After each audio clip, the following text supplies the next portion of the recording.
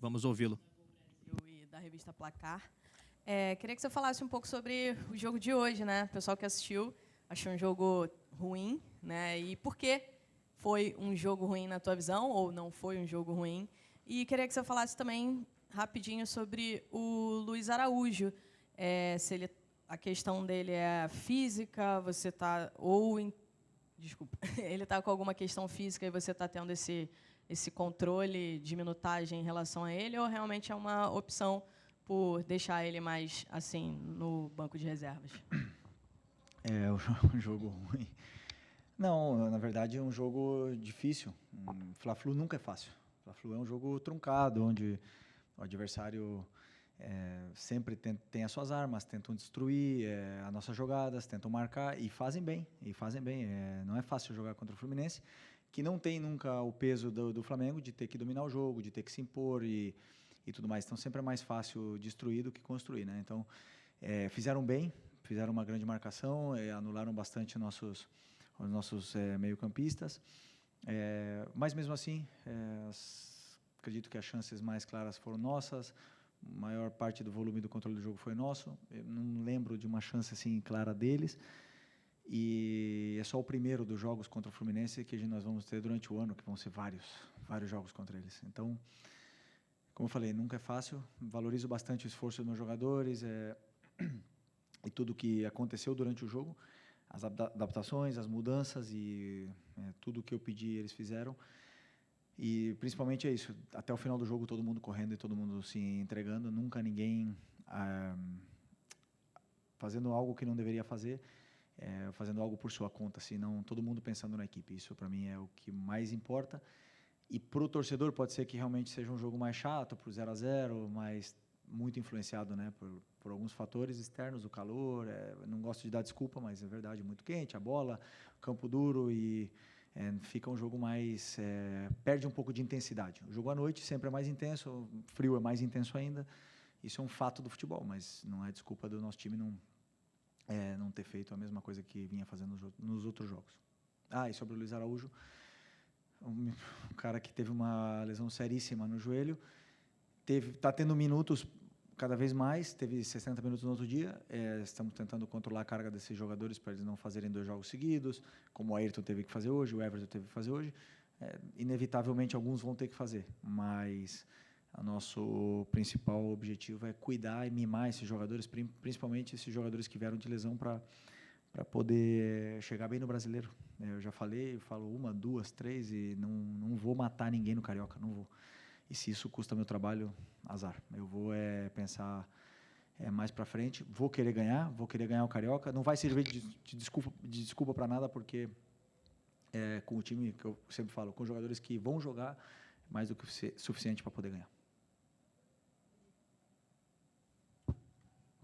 Felipe, boa noite. Emanuele Ribeiro, do GE. Globo. Você falou sobre esses fatores que influenciaram talvez esse jogo chato para o torcedor. Um desses fatores que a gente comentava aqui antes é a falta que fizeram De La Cruz e Arrascaeta, que foram poupados para esse jogo de hoje. A gente sentiu a falta desse meio de campo mais criativo e, com certeza, esses 2 jogadores contribuem muito para isso. Como que pensar o time do Flamengo sem esses 2 jogadores, sem o Arrascaeta, quando ele não tiver à disposição? Qual é a dificuldade para pensar esse meio de campo dessa forma? E você acha que no segundo tempo faltou talvez mais ousadia ali para o Flamengo para tentar levar essa vitória? Quando você fala de Arrascaeta, é um jogador único, um jogador especial, e todo mundo sabe da qualidade que ele tem, e ele vai fazer falta aqui, em qualquer lugar que ele tiver, sempre. Mas esse foi o mesmo time da final, né? E lá não fez falta.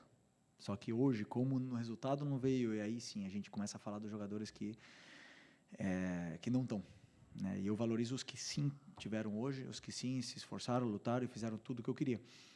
O meu plano de jogo não funcionou como outras vezes, e é futebol. Não consegui dar tempo para o Plata do jeito que ele teve no outro jogo contra o Botafogo, não consegui dar soluções para o Bruno Henrique que ele teve no outro jogo, e acaba que o jogo não ficou tão limpo, né? Eu esqueci mais uma coisa que você me perguntou.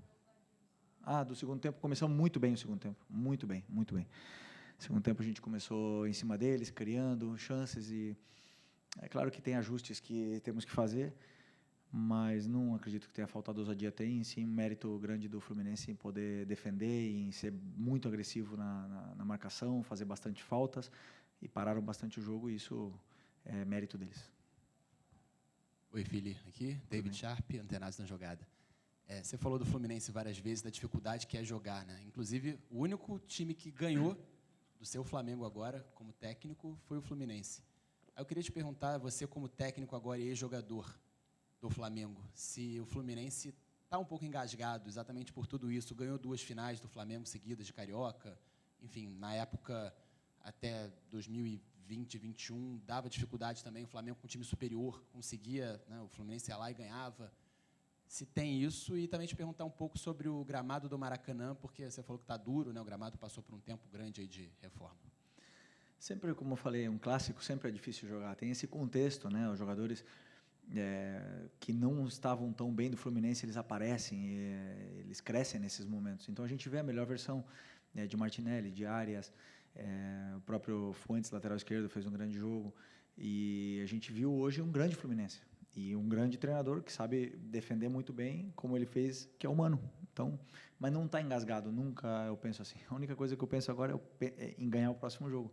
E assim eu vou para frente, pensando para frente, eu não fico remoendo e nem tentamos. Como eu falei, é a primeira vez que a gente joga contra o Fluminense durante o ano, e vão ser mínimo 4, né? Ou é por aí. Então vão ser várias vezes, já foram outros anos que foram 6 vezes, e a gente já se conhece bem, os jogadores se conhecem bem, então sempre é um jogo difícil, e para os dois lados. Pode ter certeza que para eles também foi complicado, mas sempre vamos querer ganhar um Fla-Flu, que é um jogo histórico. Outra coisa?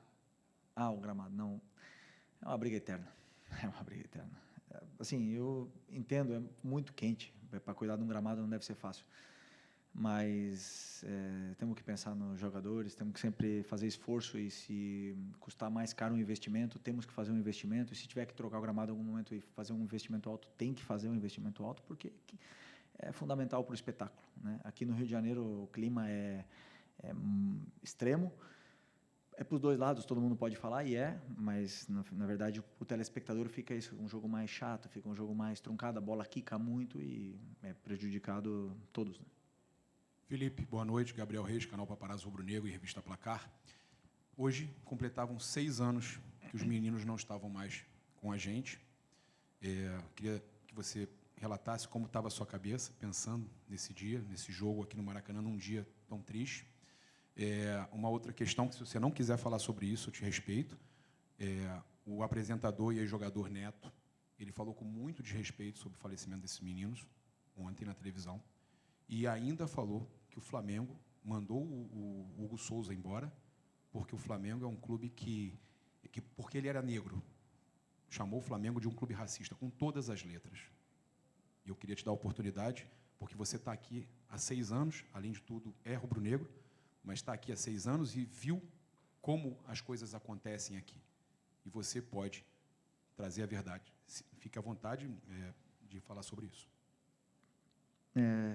Sobre os meninos, é uma data que temos que lembrar, porque como eu falo sempre, né? Eu jamais vou esquecer, jamais. E eu não estava aqui, mas eu sinto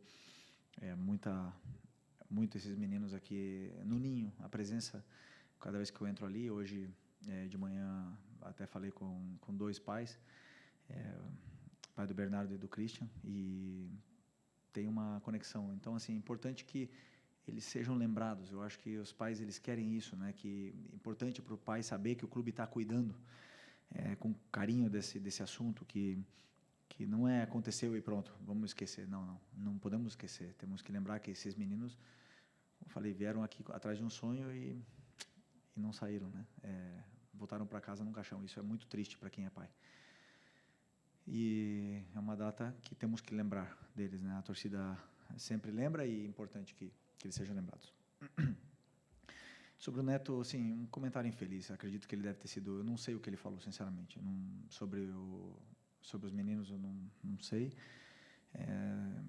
Deve ter sido infeliz. Às vezes, todos cometem erros e não tenho dúvida que se ele falou uma coisa dessas, ele deve estar arrependido e vai se retratar. Não tenho dúvida disso. O Hugo, eu vi ele crescer, eu vi ele evoluir, vi ele ser importante e perder a vaga no time. E ele mesmo, né, não estava bem, e ele mesmo sabia que tinha que sair do time, eu era companheiro dele, mas é um cara que deu a volta por cima e que conseguiu, quebrou a cara, foi para Portugal, saiu da zona de conforto dele do Rio de Janeiro, mudou as amizades, um cara que começou a se dedicar para o futebol e hoje deu a volta por cima e já estão falando dele na seleção brasileira. Isso é mérito total do Hugo, né? E quantos outros Hugos ficaram no caminho porque não conseguiram dar a volta por cima como ele. Então, assim, acredito que o Neto deve ter sido simplesmente infeliz porque às vezes a gente o Neto fala tantas horas normal que ele erre alguma vez e cometa erros, mas tenho certeza que ele deve estar arrependido. Aqui, Felipe, boa tarde. Eduardo Alves, do portal BTB Esportes. Uma das marcas desse jogo de hoje foram 3 saídas de jogadores por questões físicas, que foi o Alexandro, o Michael e o Thiago Silva, pelo Fluminense. Numa dessas saídas, você trouxe para jogo o Ayrton Lucas, trocando pelo Alexandro. E a gente vendo de fora, de olho nu, a gente sente que são jogadores com premissas de jogo bem diferentes. Eu vou dar minha visão, acho que o Alex é mais defensivo que o Ayrton. Mas eu queria entender a sua interpretação sobre essa mudança e como é que é esse trabalho. Afinal, você era lateral esquerdo na sua carreira. O que você pode passar sobre eles e o que você passa para eles também? Fatalidade, o Alex sentiu um incômodo. Normal, isso vai acontecer durante o ano. Melhor que aconteça agora, né, no Carioca, e que ele possa se recuperar bem, que ele possa tratar, que possa treinar e estar pronto o antes possível, que ele é muito importante para a gente. E o Ayrton entrou e eles têm a mesma função no campo, né?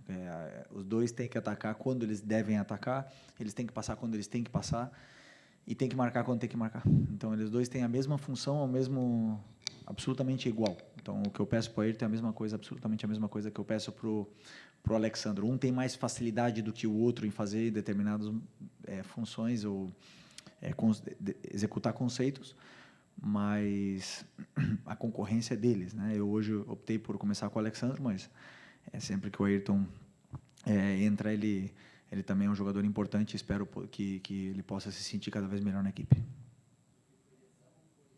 Não sabemos ainda, mas é um incômodo, né? Com 7 minutos foi um incômodo que ele sentiu na coxa. Não sabemos ainda se é lesão ou não, amanhã devemos ficar sabendo. Mas o Alex é um cara que se conhece bem, então não quis correr riscos. Boa noite, Felipe. Léo José, do Coluna do Fla. Essa primeira janela de transferências, ela se fecha no dia 28 de fevereiro, né? O Flamengo já contratou o Danilo e também o Juninho. Só que agora, recentemente, emprestou o Alcaraz. Eu queria saber se existe uma demanda da comissão técnica para com a diretoria, pedindo algum reforço, a reforçar algum setor do time, ainda nessa primeira janela? Não.